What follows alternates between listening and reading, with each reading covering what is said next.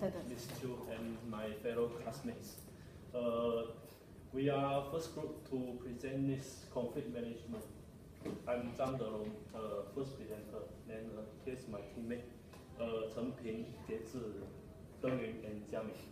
Okay, so the objective is to do a case study on this conflicts that happens 2 years ago, quite famous, as a group of foreign employers strike against their companies. Okay, this is a case where SMRT bus drivers went out for a strike. Okay, these are the questions we are going to address during the following presentations by my teammates. First question is, what are the problems that may cause the bus driver to strike against their companies? And the second question is that, what did the bus driver do before the strike to fight for their rights? And the third question is, what are the aspects SMRT management failed to consider in order to avoid the strike? Then after the strike, what are the possible ways for the SMRT management to gain back their subordinates' trust and cooperation? Last but not least, what can we learn from the case studies? Okay, here's the content page. Then I'll cover the overview, then my teammates will cover the rest. Okay, for this strike took place on 26 November 2012. It's about 171 bus drivers. They refused to go to work and assemble at their dormitory. Then on the second day, about 88 drivers extended their strike. Okay, the impact of this strike, the reputation of the SMRT corporation is affected. Then also there are disruption on the bus services for the public. Then also loss of revenue. Okay, the outcome of as a result, the 5 drivers were arrested and charged in court. Then another 29 drivers, the work permit was revoked and sent back to their country. Then another 20 bus drivers were called by police to assist in investigation. Okay. Then also about 150 drivers issued with warning by the police. Okay, then I'll pass the speaker to Chen Ping, the next presenter. So I'm here to talk about the case analysis for our case study. And here are the problems that cause the bus strike. So for the first problem is drivers from China were 2-year contract based. Compared to Malaysian, they were permanent based. And for the next one, work days extended from previously 5 days to 6 days. And they were unhappy with the basic pay. Pay cut about 16% were implemented. And you can see the graph from the chart here, from the form here, right? Compared with 3 different countries, Chinese from China, Malaysia, and Singapore. Especially for October adjustment, the Chinese one will never increase their salary, whereby Malaysian will increase $50 and Singaporean will increase $150.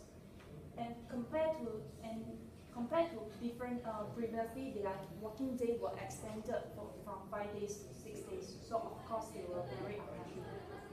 And also they also disgruntled at the living conditions. So they were actually 10 to 12 bus drivers living in the room. And SMRT management was insensitive to bus drivers' complaint. And actions for how did the bus driver do to fight for their rights? actions then taken by driver before the strikes actually did something in order to fight for their rights. They did apply to join National Transport Board Union, but rejected as they are contract-based staff.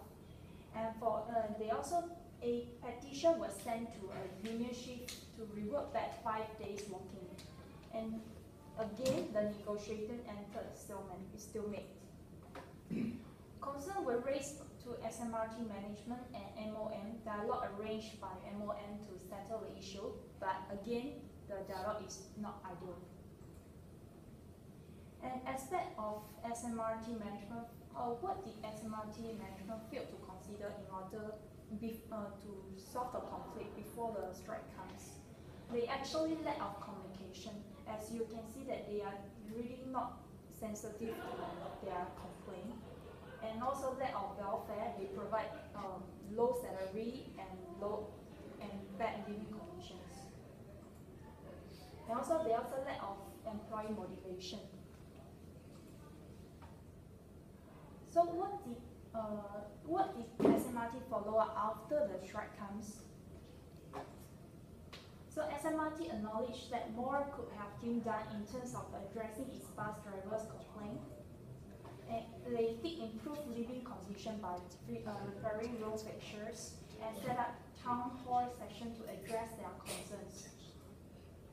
24 hours hotline and email addresses was set up in order to provide a feedback channel, and disciplinary action was taken against those who had failed to exercise their management.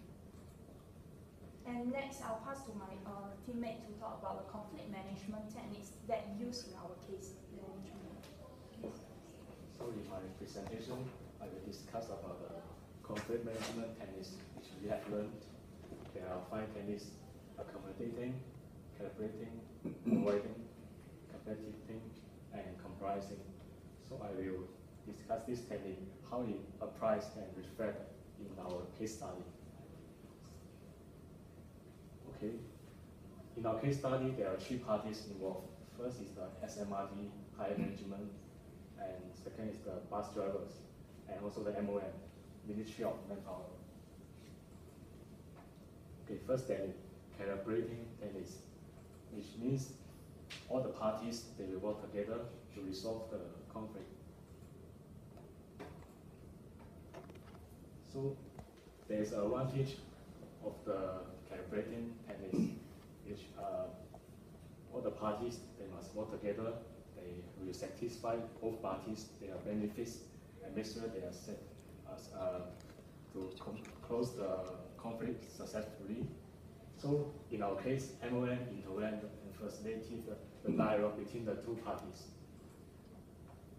So what MOM trying to do is to meet both parties' needs, and they want to build such a long-term relationship between both of us. However, in using these techniques, they require a long time and need to make a lot of efforts, and a lot of parties must work together to cooperate so they can close this conflict. However, unfortunately, the SMRT drivers, they refuse to wait for such a long time, so they plan to go on strike. So that is the disadvantage of this technique. Next. So second thing I want to discuss about avoiding techniques. So avoiding, which means that you withdraw from the conflict or confrontation by physically and psychologically. There's an advantage is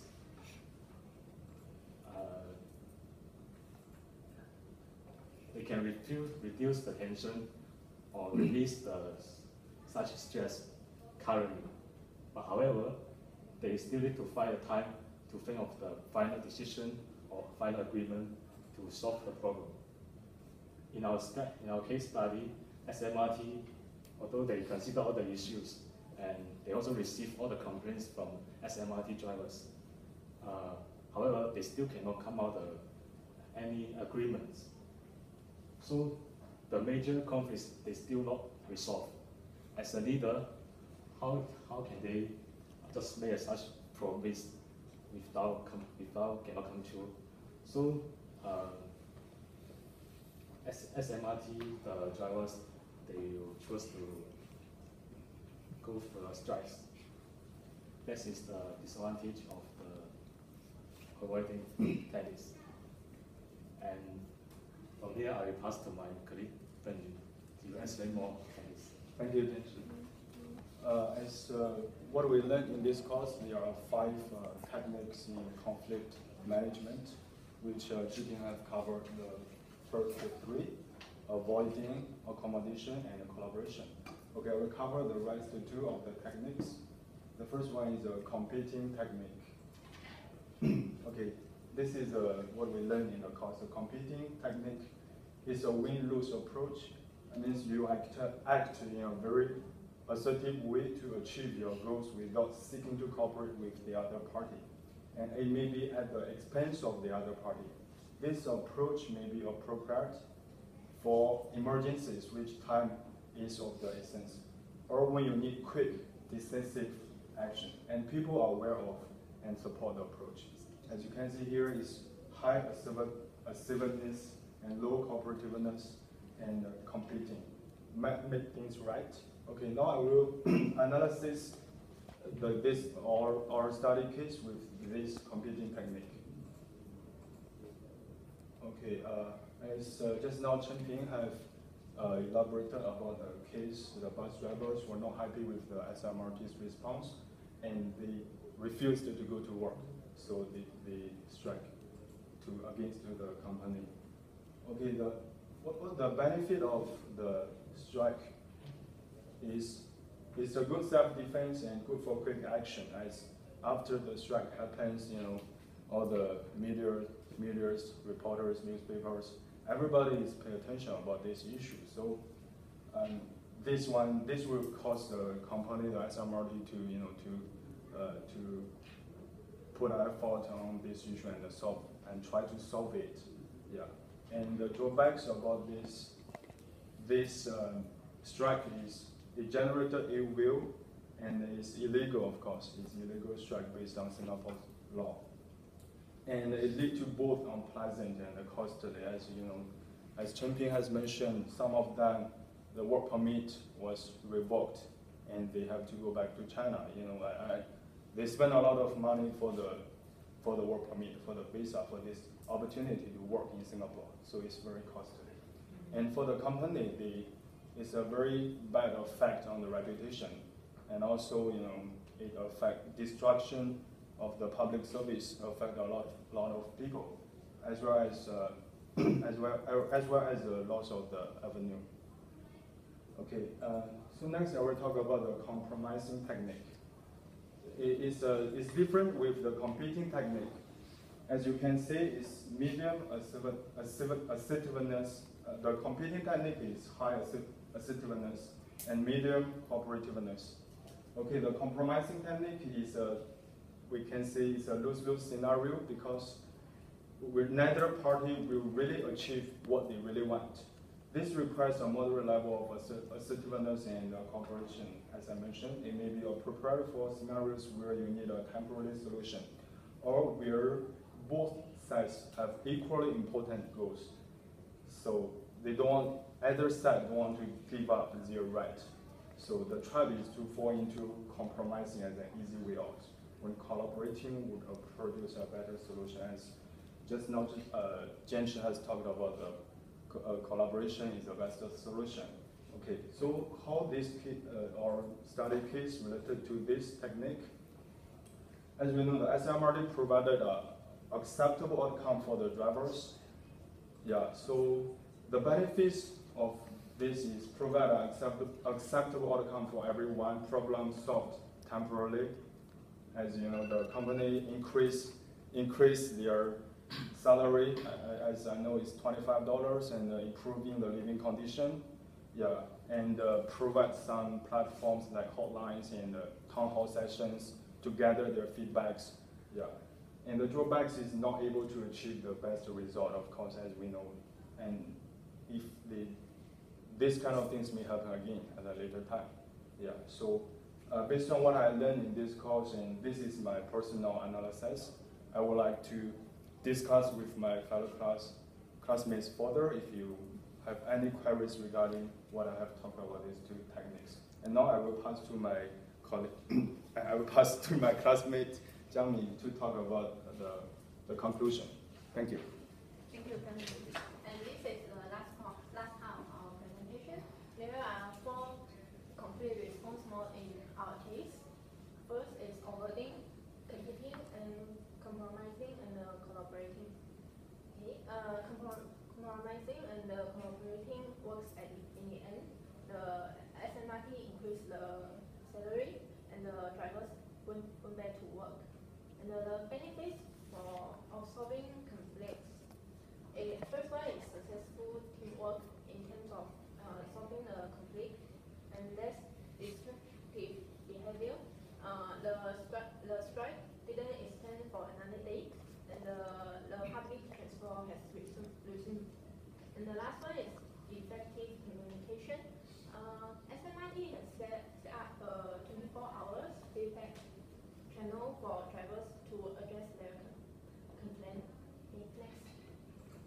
The last question, what we can learn from this case. First, avoiding conflict may cause bigger problems. SMRT has received some complaints from the driver that they didn't do anything. So it tells us avoiding is a way to respond to conflict, but it cannot solve the issue. The next one, compromising and collaborating is the better way to solve the conflicts. But it doesn't mean we only can choose compromising and collaborating to solve the conflicts. Then the third one, so that we can choose different response modes in different situations. The last one is clarifying our goal and choose the best conflict technique to achieve it. Each response mode has its benefit and the drawback. So we have to clarify our goal so that we can decide which one is best for our case. Okay. That's all for our presentation, and we hope our presentation can help you in better understanding of